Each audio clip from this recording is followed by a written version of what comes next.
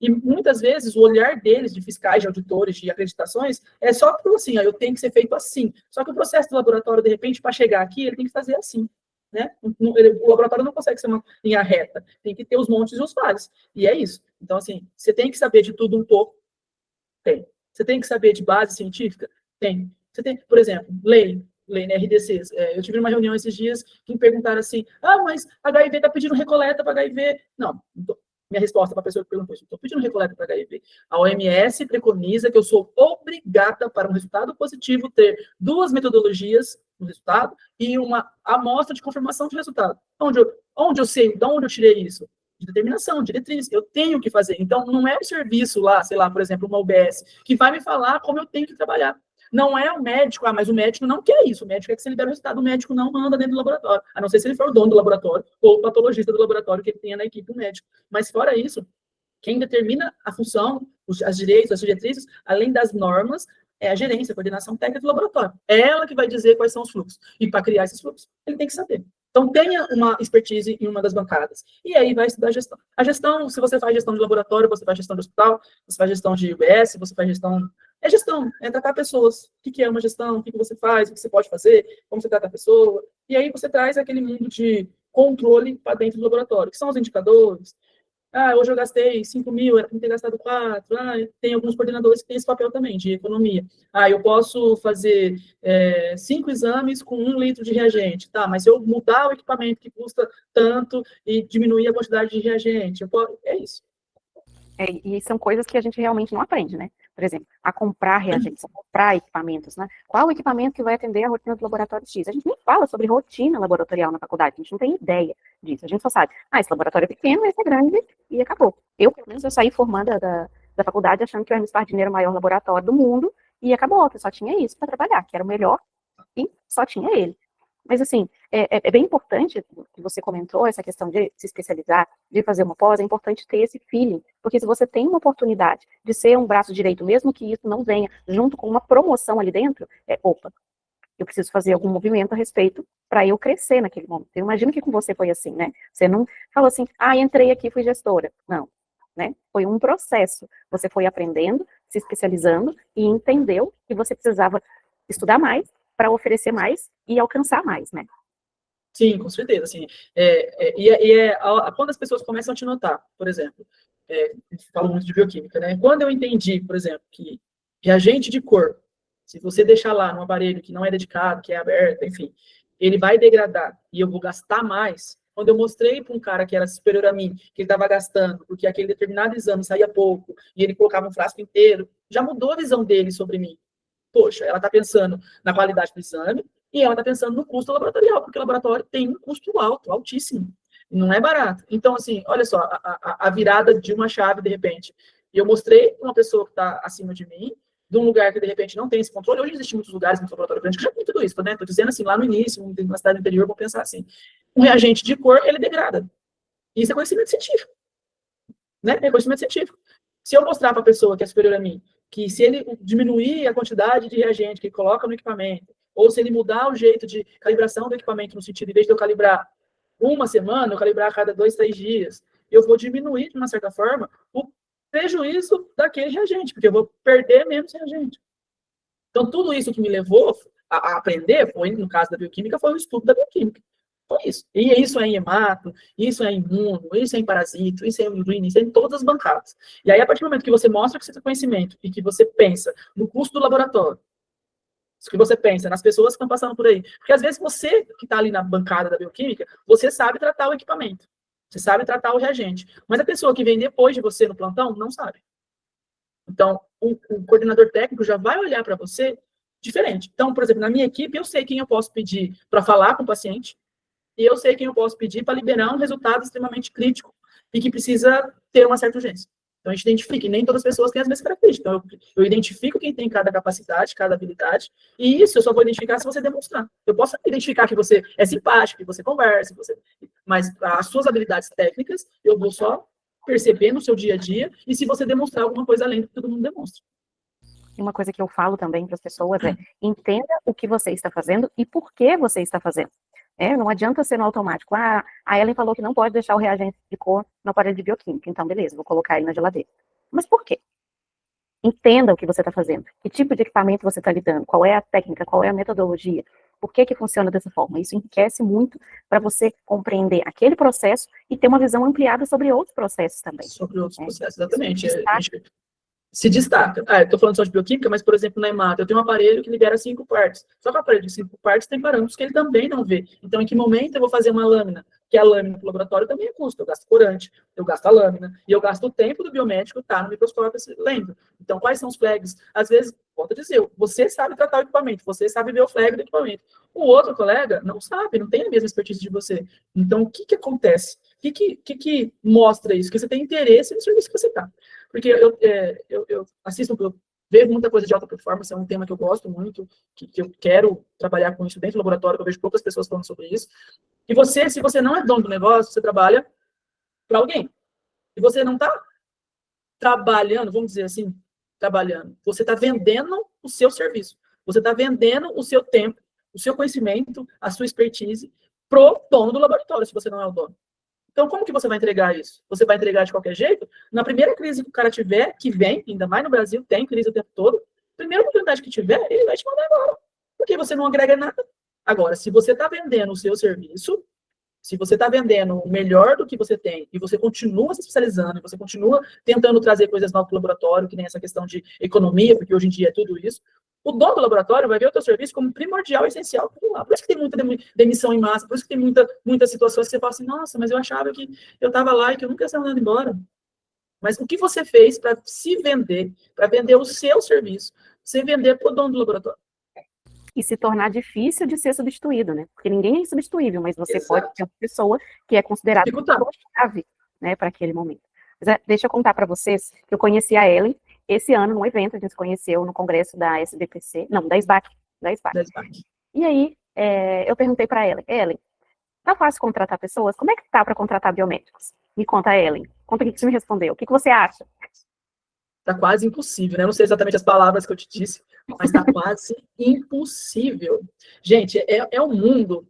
Sabe como que eu faço? Eu tenho algumas pessoas aqui que trabalham diretamente comigo. Sabe como que eu faço para contratar biomédico? Indicação.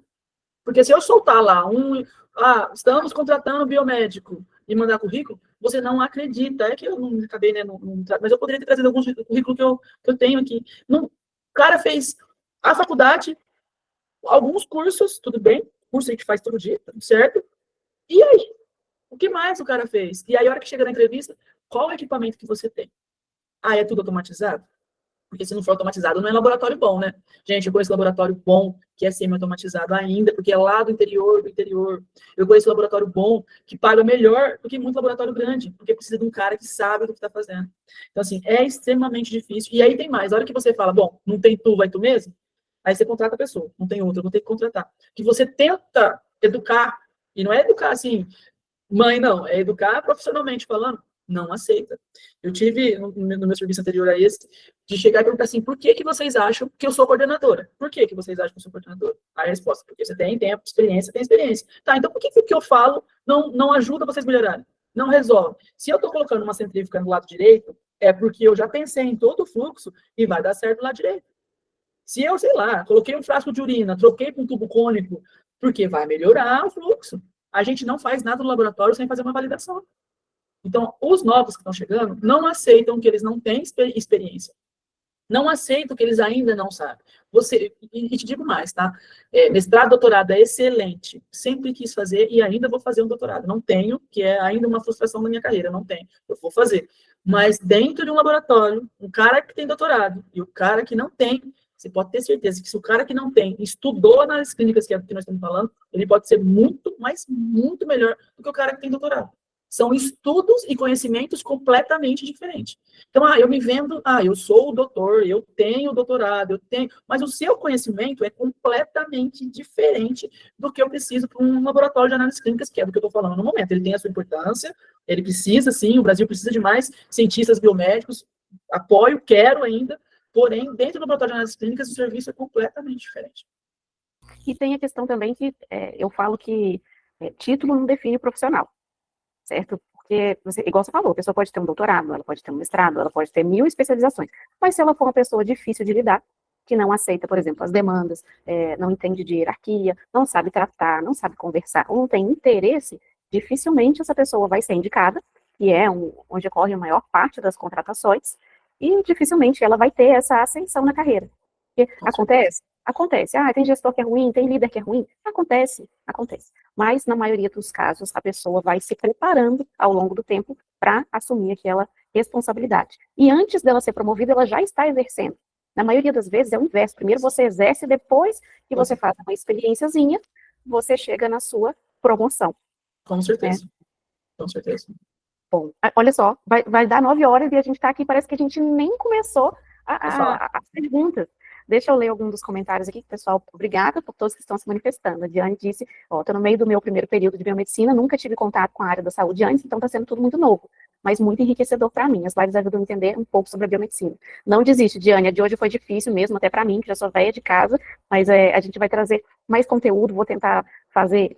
a gente pode repetir falando mais sobre a questão técnica, os detalhes, a tradução, por exemplo. Mnemônicos, o que é, onde vivem? Com certeza. O Rodrigo comentou, não tem como fugir, para você entender como funciona a automação laboratorial, interfaceamento, o profissional tem que saber entender o básico, o princípio da rotina laboratorial. É isso. E o Pedro Alcântara disse, a Ellen gosta tanto de bioquímica que eu sou da Emato e estou me aprimorando na bioquímica, estou gostando muito desse contato mais a fundo na bioquímica, com ela me ajudando. Ela te impulsiona a querer buscar conhecimento e melhorar na área. É o sonho, né, gente? Tem uma gestora como ela. Não sei se ela é sua gestora, Pedro, mas gostaria de ter uma pessoa como ela também para ser gestora, se eu trabalhasse ainda. Ela é sua gestora, então você tem sorte, viu? Ela tem cara de brava, assim, mas ela deve ter razão. Em tudo que ela é brava.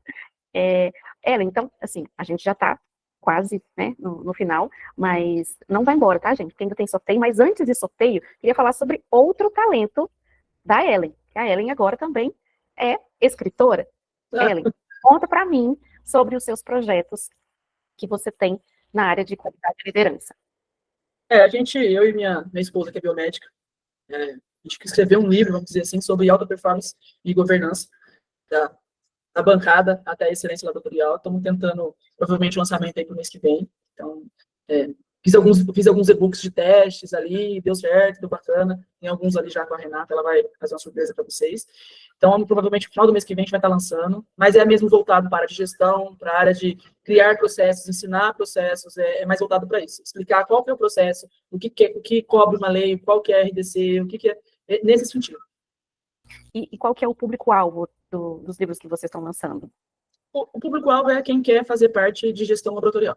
Quem quer já realmente não é para iniciante. Talvez ele leia ali, ele vai ter noção do que é uma gestão de laboratório, mas o público-alvo é para quem quer sair da bancada e se tornar um gestor de laboratório, com certeza. Então, gente, vamos ter sorteio em primeira mão, porque os livros ainda não foram lançados, né? Então, vai ser um sorteio exclusivo aqui para quem está nesse momento aqui na live. E quem quiser depois adquirir, como é que pode encontrar os materiais? Os e-books a gente está distribuindo para algumas pessoas que a gente conhece, sempre vai ter alguns sorteios aí, entre em contato comigo lá no LinkedIn, a gente conversa. Agora, o livro vai ser lançado, ainda estou vendo a plataforma, provavelmente pela Amazon, e aí vai ter lá, a gente vai divulgar pelo Renata também, pela Nata da Biomedicina, vai ter sorteio do livro para quem participou da live, a listinha lá vai ficar guardada, se tiver lançamento, a gente vai sortear um livro digital para vocês, mas também vai ter o livro físico para quem eu gosto de livro físico, né, para dormir com ele abraçado. Eu também, eu gosto de papel, mas assim, né?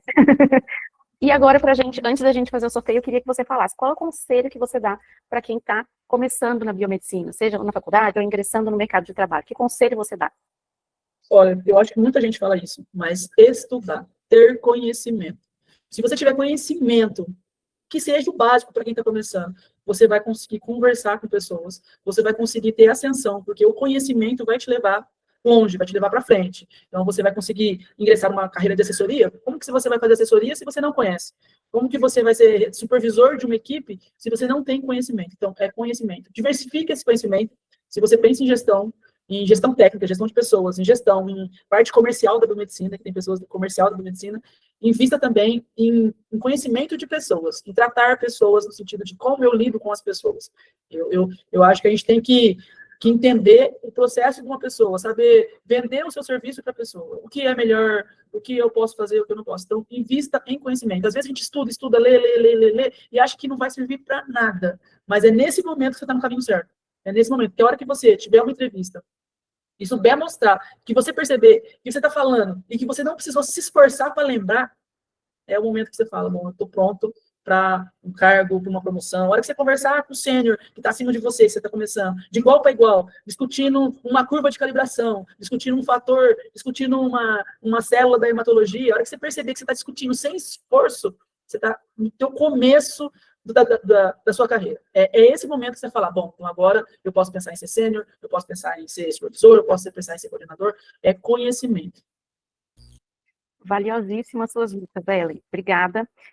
Eu já quero marcar a próxima live, porque eu achei que foi pouco, passou muito rápido, não entendi o que aconteceu aqui. Quando a gente fica à vontade, é assim que acontece, né, gente? Então, pessoal, vou fazer o sorteio. Agora nós temos 21 pessoas online. Deixa eu abrir aqui o sorteador. E a lista de pessoas que se inscreveram, que conforme eu comentei, vai ser só para os inscritos. Eu esqueci de deixar aberto aqui.